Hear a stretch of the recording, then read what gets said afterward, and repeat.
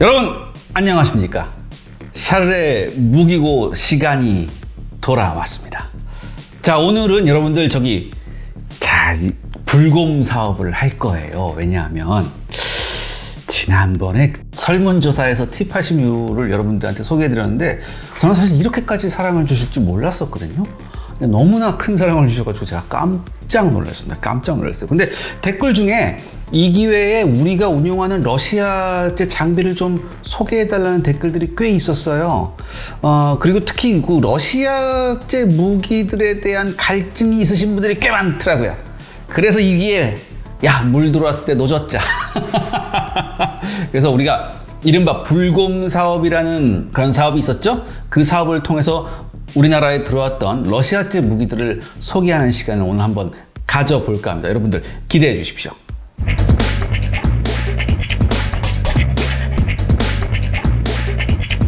불곰 사업이란 어떤 건가요? 일단 개요를 한번 설명해 드릴게요. 일단 이제 총 2차에 걸쳐 실시되었죠. 이 불곰 사업이. 그중 1차 사업은 1995년부터 98년까지 진행이 되었어요. 그러니까 중간에 한번 IMF가 있었던 건데, 그러니까 2억 1천만 달러어치 러시아 무기를 1차 불곰 사업을 통해 이제 도입을 한 거죠.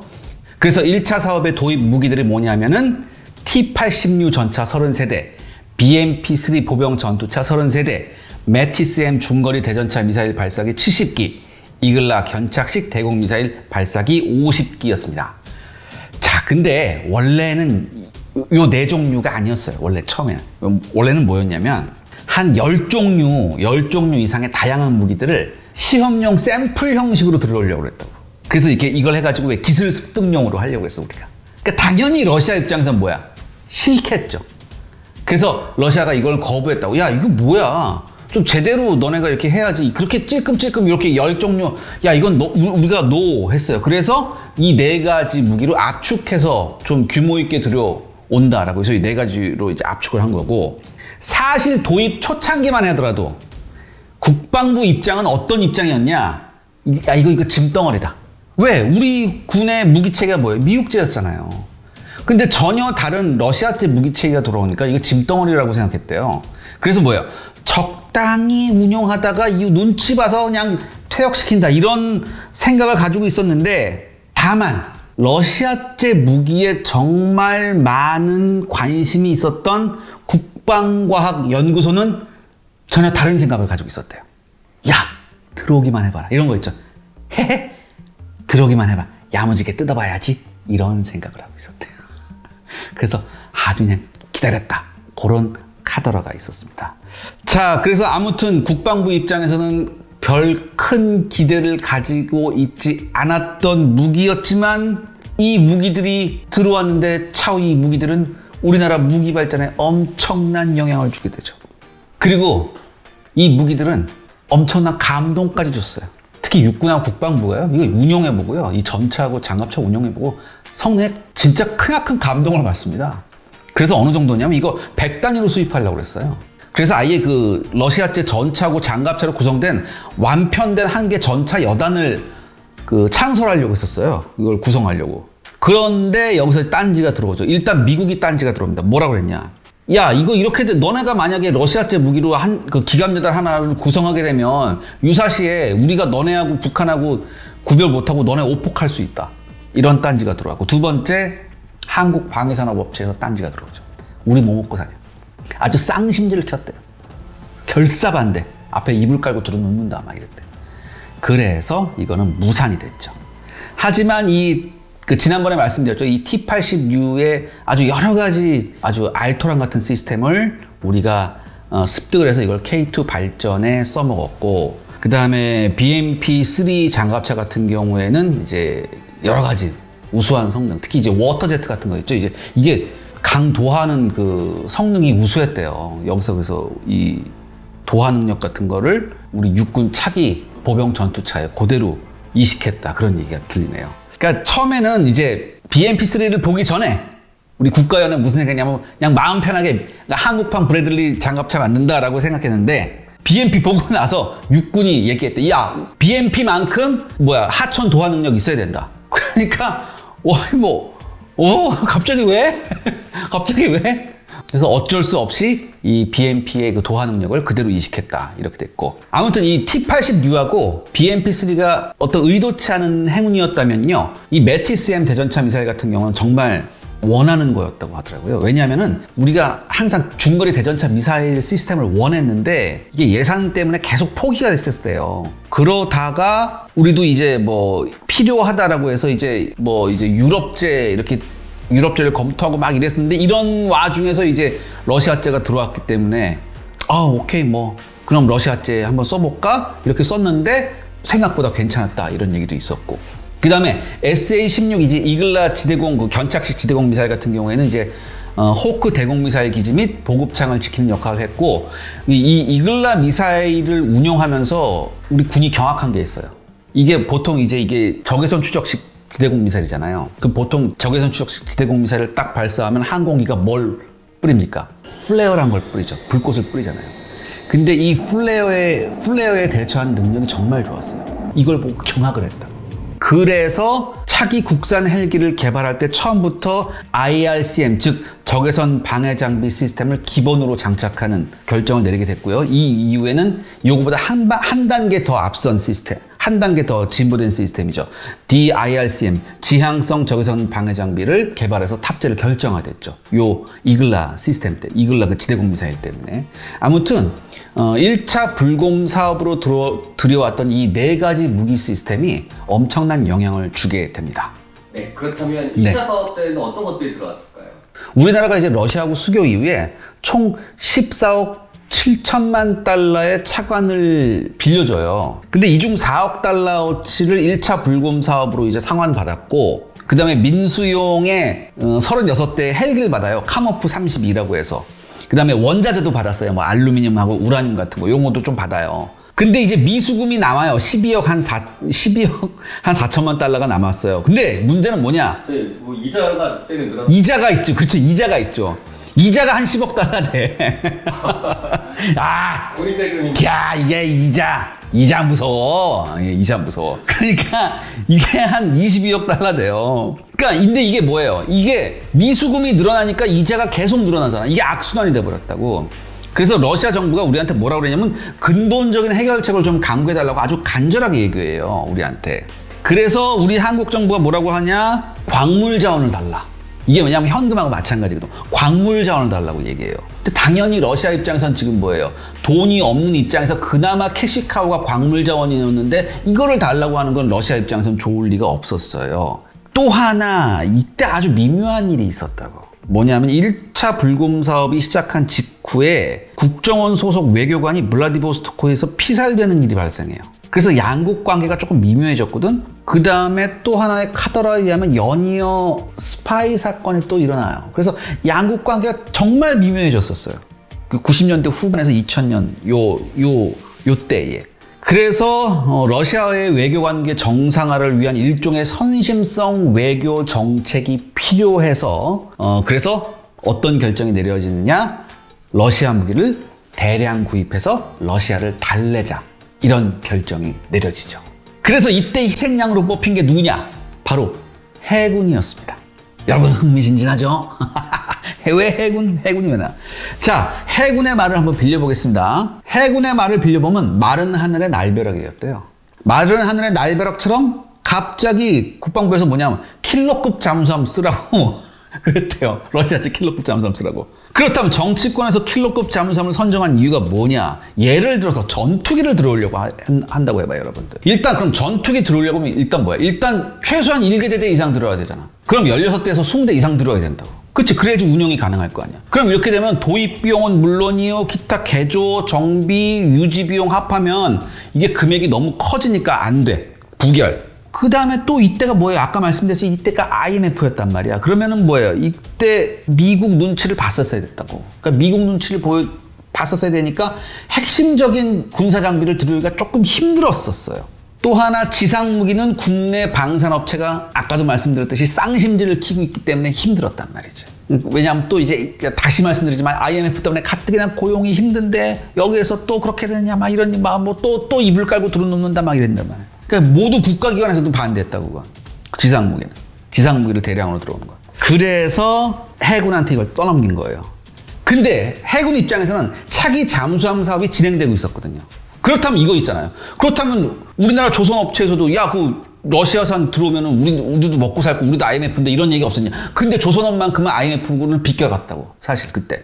왜냐하면 우리 조선은 워낙 잘 나갔었거든. 그때 IMF하고 상관없이. 근데 또 잠수함은 또 몇 대, 이게 또 잠수함이 또 나름 비싸니까 한 몇 대 들어와도. 그래서 상당한 잠수함 몇 대 들어오면 또 상당한 차관 회수 효과가 있어서 이렇게 돼서 해군이 모든 걸 뒤집어 쓰게 생겼었어요. 킬러급 잠수함을 들어온다 해가지고. 그러니까 당시 진짜 해군은 정말 와, 얼마나 기분이 진짜 먹 같았겠어요. 정말. 근데 어쩔 수 없었죠. 까라면 까야 되니까. 그래서 별다른 수 없이 잠수함 전문가 팀을 블라디보스토크로 파견했어요. 그래서 킬러급 잠수함을 한번 조사해봐라 라고 했는데 가서 보니까 처음에는 그냥 형식적으로 보려고 했대요. 근데 여기서 문제가 터집니다. 가서 보니까 현실이 어마어마하게 심각했어요. 킬러급이요, 정비나 보급, 특히 안전면에서 엄청난 문제가 있다는 게 속속적으로 밝혀졌어요. 그러니까 이거 까딱 잘못하면 큰일 나겠는데라는 생각을 한 거예요. 해군 파견팀이 보니까. 더군다나 때마침 무슨 일이 터졌냐. 러시아의 원자력 잠수함 크루스코어가 침몰하는 사건이 여기서 생겨요. 여러분 아마 기억하실 거예요. 그래서 전면적으로 러시아제 킬러급 잠수함 도입이 취소가 됩니다. 그래서 우리나라의 차기 잠수함 사업이 기사회생하죠, 여기서. 그러니까 러시아도 자기네 원자력 잠수함이 침몰하니까 여기서 러시아도 별말을 못했어요. 자, 그럼 여러분 생각해보세요. 킬러급 잠수함 도입이 물 건너 가니까 이제 해군 입장에서 뭐예요? 야, 우리 이제 독박 쓸 필요 없어. 이렇게 된 거예요. 우리 똑같이 나눠. 이렇게 된 거예요. 그래서 정부가 내린 결정이 뭐냐? 야, 어쩔 수 없다. 오케이, 알았어. 그럼 뭐야? 육해 공군 똑같이 나누자. 이런 결정이 내립니다. 그래서 합참에서 기나긴 회의 끝에 5억 2천만 달러 무기를 그 육해공 3군이 똑같 거의 뭐 비슷한 비율로 나누기로. 이게 바로 2차 불곰 사업이에요. 지휘형 T-86K 전차 2대, 그 다음에 BMP-3 보병 전투차 37대, 그 다음에 메티스-M 대전차 미사일 156기, 그 다음에 무레나 공기 부양정 3척, 뭐 이렇게. 그 다음에 공군 같은 경우에는 일류신 103 실습기 23대하고 카모프 32A 탐색 구조 헬기 7대. 그러니까 아주 뭐 육해 공군 골고루 있죠. 이렇게 이제 들여오기로 했다. 그래서 이제 전체적으로는 이제 2003년부터 2006년까지 사업이 진행이 됩니다. 자, 그럼 지금부터 본격적으로 불곰 사업에 도입된 무기를 간단하게 한번 살펴보겠습니다.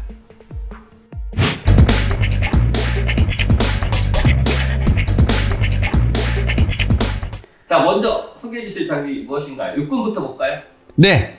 T-86는 지난번에 소개했으니까 이번에는 BMP-3부터 소개를 한번 해보겠습니다. BMP-3는요, 여러분들 1990년 5월에 처음 공개된 당시로서는 러시아 최신의 보병 전투차였어요. 그러니까 BMP-1하고요, BMP-2의 설계를 기초로 만들어지긴 했지만 성능하고 제어는 상당히 달랐어요. 무엇보다도 달라진 부분이 뭐냐면 바로 무장이에요, 여러분들. 보병 전투차에 무려 100mm 주포를 탑재했습니다. 100mm 주포예요. 100mm 주포. 그야말로 보병 전투차용 무장으로는 세계 최대 구경의 주포예요. 그러니까 BMP-1이 76mm 폰가 그랬어요. 그다음에 BMP-2는 30mm 기관포였다고. 근데 BMP-3 와서 갑자기 100mm 포를 달았어요. 그러니까 BMP-2가 30mm 기관포잖아요. 요거를 그 부무장으로 동축 기관포 무장으로 달아였어요, 얘가. 그러니까 부무장으로 적 장갑차를 격파할 수도 있다, 이거죠. 여기 사진 보시면 뭐예요? 옆에 나란히 30mm 기관포가 있죠. 100mm 포 옆에.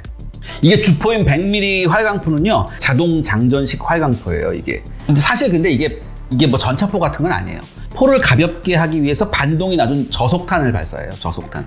그러니까 이제 그러니까 쉽게 말해서 뭐 전차포탄 같은 건 아니고 좀 박격포에 가까워요. 그래서 초속 250m짜리니까 뭐 박격포 같은 거지, 쉽게 말해서. 근데 이제 구경이 크기 때문에 여기다 이제 그 히트탄 있죠. 성형 자격탄을 넣고 쏘면은 아주 옛날 9세대 전차 같은 거 있죠. 9세대 전차나 아니면 건물 같은 데 대놓고 쏘면은 위력이 괜찮았었어요. 그 다음에 이 포 안에다가 레이저 유도식 대전차 미사일을 넣고 쏠 수 있었어요. 이게 3UBK-10이라는 대전차 미사일을 넣고 발사할 수 있었어요. 이게 최대 사거리가 4km예요. 그리고 4km 내에서 약 한 80% 명중률이 나왔대요. 그 다음에 균질 아변강판을 한 600mm 정도 관통할 수 있었다고 하죠. 괜찮죠, 이 정도면. 상당히 괜찮죠. 여기에다가 이게 보병 전투차니까 완전 무장한 보병 7명을 탑승시킬 수 있었고 승무원이 3명. 그 다음에 이게 러시아 때 치고는 사격 통제 장치가 꽤 괜찮았대요. 그래서 명중률이 상당히 좋았고, 다만 전면 장갑이 35mm예요. 그래서 방어력은 뭐 형편없었다. 또 문제가 있었죠. 이게 탑승구역 바로 뒤쪽에 엔진이었다고 하더라고요. 여기서 근데 이렇게 되면 뭐예요? 탑승구역 쪽으로 엔진 열이 올라와요. 겨울엔 괜찮죠. 근데 여름엔 어떻게 되겠어요? 이게? 여름에는 막 찜통이었대요. 그러니까 여러분 이거 BMP3 탑승해 보신 분들이 분명 계실 거예요. 그 BMP3 여름에 탑승하신 분들 꼭 좀 댓글 좀 남겨보세요. 이거 어땠는지 전 궁금하거든요. 제가 들은 바에 의하면 뭐 나와서 구토했다는 분도 계신 걸로 제가 알고 있는데 꼭 좀 댓글 좀 남겨주세요. 아무튼 그래도 BMP3는 서방 측 전문가들 사이에서는 평가가 상당히 후한 편이었어요. 그래서 러시아군, 그 다음에 우리나라 국군, 그 다음에 아랍에미레이트군도 썼다. 그래서 아직도 러시아의 주요 수출 품목 중에 하나다. 그런 얘기가 있습니다. 그럼 다음에 공군은 혹시? 네, 공군 아까 제가 말씀드렸듯이 뭐 일단은 가장 먼저 소개해드릴 게 여러분은 카모프 32 헬기 요거를 7대 도입을 했다고 했죠. 이게 요걸 먼저 어디서 썼냐면 예전에 그 산림청에서 썼어요. 여기 산불 진화하고 그거 산림청에서 썼었고, 그 다음에 해양경찰청에서도 이걸 썼어요. 이게 수색 및 군안용으로 이거 36대를 썼어요. 요거를. 그러니까 군용기를 제외하면 가장 많이 썼다고 하더라고요. 요게. 이게 어디서 만들었냐면 이제 러시아에서 유명한 헬기 제작하는 이제 국영 카모프 설계구에서 했는데, 이게 독특하게 러시아제 카모프 설계구의 독특한 설계 있죠. 이중반전 로터가 2개 서로 반대 방향으로 도는 거. 이중반전 로터예요. 그러니까 예전에 한번 제가 말씀드렸지만 이중반전 로터의 장점은 뭡니까? 이게 호버링 능력. 그러니까 호버링 있죠. 이제 헬리콥터가 정지한 상태로 떠 있는 거. 왜 모델 안 갖고 오셨어요? 죄송합니다. 제일 많으시잖아요. 없어요. 헬기 뭐예요? 비싸요, 여러분. 이 호버링 능력이 탁월해요. 다른 것보다. 그러니까 보통 우리가 알고 있는 거 왜 테일 로터에 이렇게 있잖아요. 이게 헬기는 로터가 한쪽으로만 돌아가니까 얘가 동체도 돌아가 버린단 말이야. 그래서 이거 동체 돌아가지 말라고 꼬리에 이렇게 얘도 로터가 돌아가는데, 얘는 로터가 2개가 위에서 반대 방향으로 도니까 이게 안정이 되는 거지, 훨씬. 그러니까 테일 로터가 필요 없죠. 그래서 호버링 능력도 좋고 운동성도 훨씬 좋아요. 대신에 단점도 만만치 않죠. 일단은 2개의 무거운 로터가 돌기 때문에 중량이 엄청나게 증가해요. 그래서 에너지 낭비가 커요. 그 다음에 이제 로터가 2개가 돌잖아요. 근데 2개가 도니까 서로 간섭이 일어날 수 있거든. 그래서 최소한 1m는 뛰어야 돼. 서로 로터와 로터 사이를. 그러니까 어떻게 돼요? 체구가 높아지죠. 체구가 되게 높아져요. 그러니까 로터 높이를 낮추기 위해서 헬기 내부까지 로터 축이 들어와야 돼요. 그러니까 헬기 내부 공간이 협소해져요. 조금 그런 단점이 있긴 한데, 아무튼 그럼에도 불구하고 이게 참 우리나라 국내 운용 기록을 보면요, 요 카모프 32가 아주 우수합니다. 힘이 정말 좋다고 하더라고요. 그런데 경제성은 정말 많이 떨어진다는 지적을 받았대요. 구체적으로 한번 얘기를 해보면 동일한 서방제 헬기에 비해서 연료를 1.5배나 잡아먹었다고 하네요. 그래서 서방제 헬기가 보통 1800에서 2000시간까지 사용한 후 전반적으로 부품 교체를 하는데 비해서 카모프 32는 겨우 수백 시간 단위로 부품 체크를 해야 된대요. 덧붙여서 부품 가격뿐만 아니라 러시아 장비에 익숙하지 않으니까 우리가 정비를 위해서는 러시아에서 기술자를 불러와야 한대요. 그래서 여기서 또 추가적인 유지 비용이 발생을 한대요. 그런데 여러분, 과연 이게 진실일까요?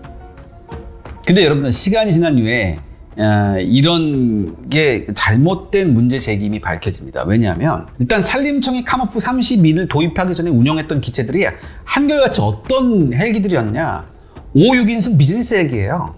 그러니까 카모프 32와 같은 대형 기종과는 뭐 전혀 차원이 다른 그런 비교가 안 되는 기종이에요. 그러니까 뭐예요? 당연히 탑재력이나 이런 게 다르니까 연료 소비도 당연히 다르죠. 그러니까 이거를 왜 이거를 전혀 고려를 안 했다는 얘기예요. 사실 근데 러시아제 장비, 헬기뿐만 아니라 전차도 지난번 T-86에서도 얘기했지만 러시아제 장비가 모든 러시아제 장비가 좀 연비가 안 좋은 건 어느 정도 사실이지만 그렇다 손 치더라도 이런 체급을 고려하지 않고 이렇게 무조건 이렇게 도매급으로 넘기는 건 정말 잘못됐다. 그 다음에 카모프 32가 수백 시간마다 부품 체크하는 것도 나름의 이유가 있습니다. 여러분 러시아는요 서방제 장비는요 여러분들 AS가 있어요. 근데 러시아는 AS라는 개념이 없는 나라예요. 그러니까 얘네들은 뭐예요? 매뉴얼상 어느 정도 시간을 채우면 부품을 교환하도록 돼 있어요. 얘네들은 AS 개념이 없기 때문에 서방하고 다르게. 그러니까 근본적으로 서방제하고 운용 매뉴얼 자체가 다른 애들이에요. 얘네가. 그러니까 이걸 서방 기준으로만 이렇게 갖다 대입하면 안 된다고. 또 하나 새로운 기체인 만큼 당연히 러시아 정비 인력을 불러오는 거는 이건 너무 당연한 거예요. 여러분들. 이건 러시아 장비뿐만 아니라 미국 장비들도 마찬가지고 유럽 장비들도 마찬가지예요, 이건. 그 다음에 요즘 같은 경우에는 산림청이나 해경들이 나름대로 이제 정비 노하우를 축적해서 독자 정비가 가능한 수준이고요. 그리고 여러분 솔직히 말해서요, 정비 인력 불렀을 때 유럽이나 미국보다 러시아 인력이 훨씬 싸대요. 훨씬 저렴했대요. 그러니까 딴지 걸 것도 없대요, 사실. 힘이 좋은 카모프 헬기가 좀 활약을 했나요? 우리? 말도 못해. 기존에 우리가 소방용 주력 헬기로 사용하던 게 뭐냐면 미제 벨 206 L3예요. 근데 이제 미제 같은 경우 요 사진 보시면 요거 같은 경우에 이제 소방 하려면 여기다 물 실어야 될 거 아니야. 이게 세 드럼 실을 수 있었대. 근데 600리터가 고작이야 얘가. 근데 카모프 32는 17드럼을 실었대요. 3,400리터. 5배 이상이죠. 그러니까 이 게임이 끝나는 거지. 그 다음에 주로 여러분 우리나라 산악지대 산불 잘 나는 산악지대가 어디예요? 우리나라 강원도잖아요. 거기 바람이 좀 세나? 거기에서 산불 나면은 이런 서방제 벨 이런 헬기는 가서 막 휘청휘청한대요. 근데 카모프는 가서 그냥 그냥 가서 그냥 한대. 이런 얘기가 있어요. 헬기를 날렸더니 산불 진압하려고 이 벨은 가다가 그래서 그냥 돌아왔대. 물도 못 뿌리고. 근데 카모프는 가서 딱 뜨더니 탁 이렇게 오더래. 그래서 이랬대요. 정말 이런 제가 이걸 누구한테 들었냐면은 예전에 제가 소방관인 동생이 있었어요. 그 친구가 얘기를 해주더라고요. 그 다음에 이제 해상 구조 같은 경우에는 이제 해상 구조가 가장 중요한 게 뭐냐면 여러분들 물에 빠진 사람 구하려면 뭐야? 호버링을 한 군데서 하면서 이렇게 쫙 내려야 되잖아. 호버링 능력에서 타의 추종을 부려했다. 실제 그동안 해경이 군안용으로 썼던 게 뭐냐면 벨 412Y1 요걸 썼대요. 요걸 썼는데 이게 엔진 출력이 1800마력에 불과해서 한 번에 5명 구조하는 게 한계였대요. 근데 카모프 32는 악천후 때, 비바람 불과 악천후 때는 이게 벨 412Y1이 출격도 못하는데 얘는 악천후 때 가서 12명 구한 적이 있었대. 카모프 32가. 강한 비바람 말고 끄떡없이 가가지고. 그 다음에 아까도 고성 산불 때, 예전에 고성 산불 때도 가서 얘가 혼자서 가서 다른 헬리콥터 못 뜰 때 카모프 32 혼자 가서 소화 작업했고. 그 다음에 이게 월드컵 때도 요거에 월드컵 때 한일 월드컵 2002년 한일 월드컵 때 그때도 이게 에피소드가 있어요. 한일 해경 합동 대테러 진압훈련이 있었다 그때. 근데 마침 그때가 또 날씨가 안 좋아서 일본 쪽에서는 헬기가 못 떴어요. 그런데 우리 쪽에서는 해경 헬기가 떴다고. 카모프 32가 떠서 문제없이 작전 수행했다고. 훈련했다고. 그래서 일본 애들 깜짝 놀랐대. 이거 저 뭐야? 막 이랬대. 그러니까 이게 성능 하나만큼, 연비는 모르겠는데 성능 하나만큼 끝내줬다고. 그러니까 이게 뭐냐면 카모프 32가 이게 기본이 되는 게 뭐냐면 카모프 29라고 이게 군용 헬기가 있어요. 이게 모체예요. 근데 이 카모프 29가 어디에서 쓰기로 돼 있는 헬기냐면은 북극권에 이제 바렌츠 해하고 오츠크해에서 운용되도록 개발한 헬기예요. 거기가 좀 날씨가 좀지랄 같아. 응? 맨날 블리자드냐 하고 그냥 난리가 난데 아니야. 그러니까 안성맞춤이지. 사실 공군은 정교한 항법 장치를 가진 헬기를 원했대. 그 다음에 왜 초저공 침투 같은 거 이런 거 좋아하는 거잖아. 그래서 미제 MH-60G 같은 거를 원했대요. 이게 왜냐면 특수작전도 할 수 있거든. 수색 군안도 할 수 있고. 근데 이게 한 대당 3천만 달러야. 가격도 높고, 그 다음에 이게 특수전 전용이니까 미국에서 안 돼. 우리가 못 팔아. 라고 했어. 그래서 빈정이 상했지. 그래서 꽝 대신 닭으로 산 게 카모프 30이다. 꽝 대신 닭으로 선택한 게. 대신 공군이 도입할 때 이게 여러 가지 좀 개량을 해달라고 해서 항법 장치는 이스라엘제 항법 장치를 달았대요. 그 다음에 이제 계기판도 아날로그가 많아서 이것도 디지털 계기판으로 좀 바꿨다고 하고, 그 다음에 피아 식별 장치 달고, 그 다음에 데이터 링크도 달고 뭐 이렇게 했다고 하더라고요. 그래서 상당히 뭐 잘 쓰고 있다, 뭐 그런 얘기가 있습니다. 야, 헬기 말고 다른 것도 있을까요? 네, 일류신 103 초동 훈련기예요. 비행기 보세요, 이쁘죠? 나 이런 비행기 나 정말 갖고 싶어. 이게 민간에도 파는 거더라고요. 이게 스포츠용으로. 그러니까 이게 앞서 말했듯이 전투기는 들여오는 게 좀 거시기 하잖아. 그래서 다른 거를 선택했는데 일단 할당량이 떨어졌어요. 그러니까 공군이 뭘 생각했냐면은 일단 뭐부터 해? 뭐가 필요하지? 라고 찾아보니까 이게 초등훈련기가 하나 있었어. 우리가 예전부터 쓰던 거, 1972년부터 쓰던 게 있었거든요. T-41이라고 있어서 한번 봐봐요. 이게 거의 복엽기의 모습이 남아있는 옛날부터 쓰던 거야. 이거를 쓰던 건데 이게 원래 공군이 계속 바꿔달라고 했었다고요. 이게 너무 오래됐다고. 근데 계속 이게 별기 우선순위가 아니다고 해서 계속 반려됐다고. 근데 이제 마침 이게 뭐, 야, 너네 필요한 거 한번 해봐. 그 리스트가 와가지고. 그래서, 그래? 그래서 보니까 이게 있었대. 그래서 정말 공군 입장에서는 기쁜 마음으로 선택했대요. 이거. 일류신 103을. 그래서 23대나 들어갔다고 하더라고요. 근데 이게 러시아 이게 일류신사가 1995년에 개발한 거예요. 그러니까 비교적 최신이었죠. 당시에서도. 요거 조종해서 합격하면 그 다음에 KT-1으로 넘어가고 KT-1에서 합격하면 이제 T-50으로 넘어가는 거예요. 근데 이게 또 이게 장점이 있어요. 이 일류신 103이. 어떤 장점이 있냐. 일단은 프로펠러기니까 일단은 기체 구조도 간단하고, 그 다음에 정비성도 참 좋대요. 또 하나 뭐냐면은 이게 인류신사가 이 비행기를 개발할 때 그 서방의 레저 스포츠용으로 팔려고 처음에 이걸 개발했대요. 그래서 서방의 항공 안전 및 정비 기준을 만족하도록 처음부터 만들었다 이거야. 그래서 이 인류신사가 이걸 만들 때 아예 처음부터 그 엔진을 자기네 러시아제가 아니라 미제 엔진을 써요. 미국의 텔레다인 컨티넨탈 모터스사의 IO360 ES형 엔진을 아예 미제 엔진을 장착해버려요. 그래서 어떻게 돼요? 항공안전기준, 연비, 소음 기준이 그냥 다 통과돼버리는 거죠, 한꺼번에. 그러니까 미제 장비에 익숙한 우리나라 정비사들이 훨씬 정비하기 편했다. 그래서 너무너무 좋았다. 그런 얘기가 있어요. 그래서 공군이 이걸 너무나 마음에 들어 했대요.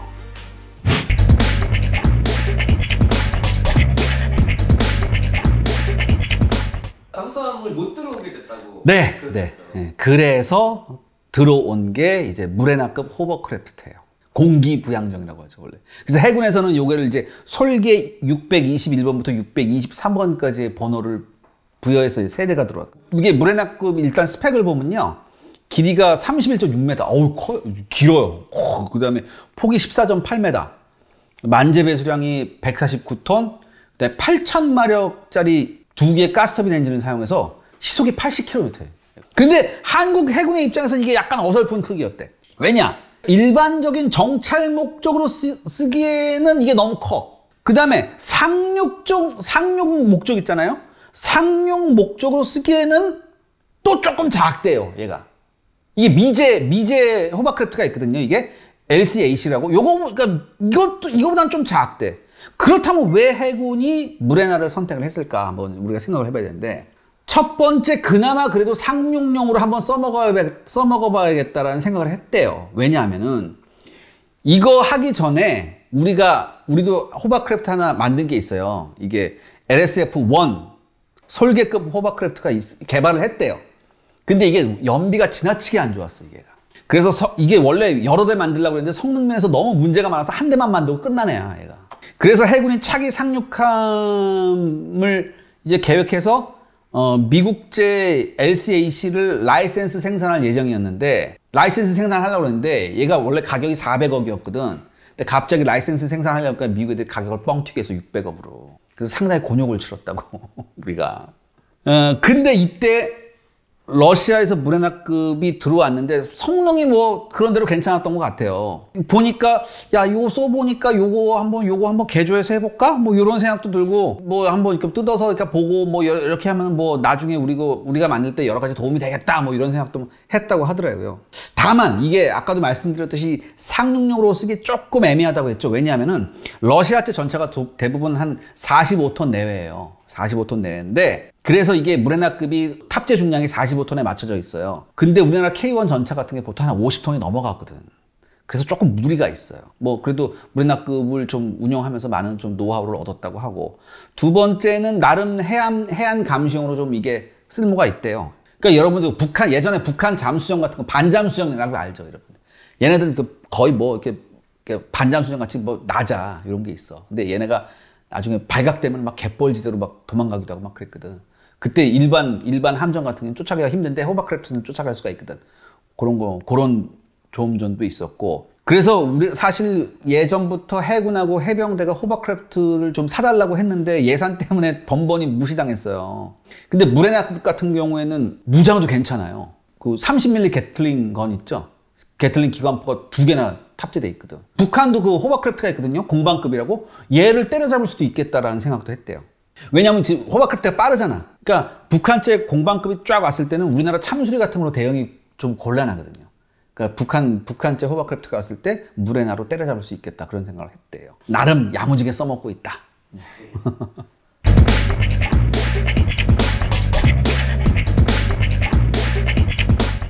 아무래도 러시아 때다 보니까 좀 논란이 되는 부분들이, 논란이라기보다는 처음에 운용 때문에 조금 좀 애를 먹었다는 무기가 하나 있어요. 처음에 제가 말씀드렸던 육군에 썼던 메티스-M 대전차 미사일이에요.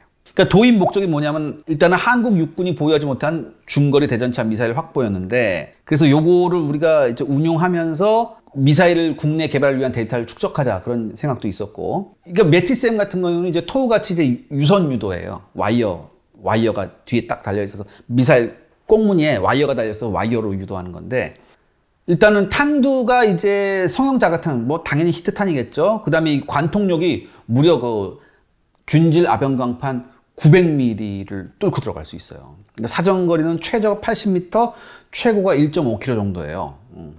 그러니까 중거리죠. 그 다음에 그 운용 방식은 제가 말씀드렸듯이 이제 반자동 유도 방식의 와이어가 있는 거. 그러니까 사수가 딱 발사하고서 그 목표를 조준만 하고 있으면 돼요. 따로 유도할 필요 없이 목표를 조준만 하고 있으면은 미사일이 알아서 목표에 명중하는 거예요. 사실 한국군이 1990년대 초반에 여러 번 중거리 대전차 미사일 계획을 실행하려고 했었어요. 전 세계적으로 이때 어떤 붐이 일었었냐. 이 전까지 연대급 대전차 화력이 뭐였냐면 106mm 무반동포야. 90mm 무반동포, 106mm 무반동포 하면은 여러분 치가 떠들리신 분들이 많을 텐데. 근데 이 90년대 초반부터 무슨 분위기였냐? 무반동포가 대전차 미사일로 바뀌는 분위기였어요. 미국은 이미 1970년대부터 어떻게 했느냐? 드래곤 미사일로 이미 교체를 했죠. 무반동포를. 근데 우리 같은 경우에는 뭐냐? 우리는 그냥 돈이 없으니까 무반동포를 당분간 쓰자라고 했는데 90년대 초반에 무슨 일이 있었냐? 북한제 신형 전차가 나왔어요. 천마호라고. 북한제 천마호가 나왔을 때 갖은 소문이 다 돌았다고. 무슨 소문이 돌았냐면은 북한이 드디어 러시아로부터 T-72 전차를 수입했다. 아니면 T-72 전차를 라이센스 생산하기 시작했다. 그래서 이 천마호가 T-72 전차라는 갖가지 소문이 다 돌았어요. 그 다음에 여기다 반응 장갑이 탑재됐다. 여기 여러분 사진 보시면 천마호 전차가 처음에 공개됐을 때 지금 이제 제가 빨간색으로 이렇게 표시했는데 반응 장갑이 있는 게 지금 확인이 됐어요. 그러니까 이거 더 이상 무반동포로 안 되겠다. 우수한 중거리 대전차 미사일이 반드시 필요하다는 분위기가 조성돼요. 그래서 이때부터 90년대에 우리가 무슨 사업을 진행하냐면은 미국제 드래곤 대전차 미사일하고 유럽제 밀란2 대전차 미사일을 경쟁시켜요. 가격이 조금 더 밀란2가 저렴했거든. 그래서 밀란을 수입하기로 했죠. 그래서 라이센스 생산하는 방안을 강력하게 검토했는데, 근데 이때 반전이 일어납니다. 북한의 기갑전력 정보가 과장됐다는 정확한 정보가 들어와요. 이게 한마디로 뭐냐면 저게 T-72가 아니고 T-60이 그냥 T-61을 영혼까지 끌어올린 거다. 이런 정확한 정보가 들어왔고, 그 다음에 무엇보다도 중요했던 게 뭐냐면 일단 우리나라가 갖고 있는 무반동포 106mm 무반동포 너무 많았어요. 야, 이게 너무 많은데 이게 밀란2 대전차 미사일을 들여오면 이거 어떻게 해? 너무 예산 소요가 막대하다. 만약에 밀란2를 또 들여오면 우리나라 국내 국내 대전차 미사일 개발이 영영 물 건너가는 거 아니냐. 막상 북한에 대한 위협 때문에 화다닥 했다가 저 위협이 별거 아니라고 하니까 또 이렇게 현실적인 문제가 나오기 시작하는 거죠. 그래서 또 어떡할까 막 이렇게 할 때 또 이때 불공 사업이 진행돼서 야 그러면 뭐 이참에 러시아제 대전차 미사일 가져와서 한번 우리가 한번 여러 가지 운영 노하우나 뭐 이렇게 한번 뜯어볼까? 라고 해서 들어온 게 이제 매티쌤인데 매티쌤을 처음 들여와서 이제 운영해 보니까 이게 보통 이제 그 전에 우리가 토우도 썼었거든. 토우도 썼었거든. 근데 토우를 썼었을 때 토우는 딱 쏘면은 그냥 직선으로 나가요. 와이어가 뒤에 있는 거 직선으로 딱 나가는데 매티쌤은 딱 쏘면은 얘가 위로 올라가요. 일단 위로 탁 올라갔다가 다시 내려온다고. 그러니까 처음에 이거 매티쌤 쓰면서 병사들이 보니까 갑자기 미사일이 사라지니까 이거 불량품이다. 이거 뭐냐? 근데 이제 러시아에서 교관이 와서 아 이게 왜 그러냐. 야전이란 것은 수풀이 많잖아. 그러니까 수풀에 안 걸리려고 해서 한번 팝업한 다음에 가는 거다. 이때 와서 알려줘요.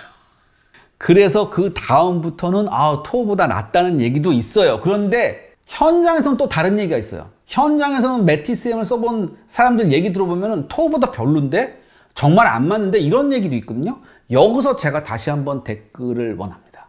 매티스M 써보신 분, 토우하고 매티스M 둘 다 써보신 분, 비교 가능하신 분 댓글 좀 남겨주십시오. 뭐가 더 낫습니까?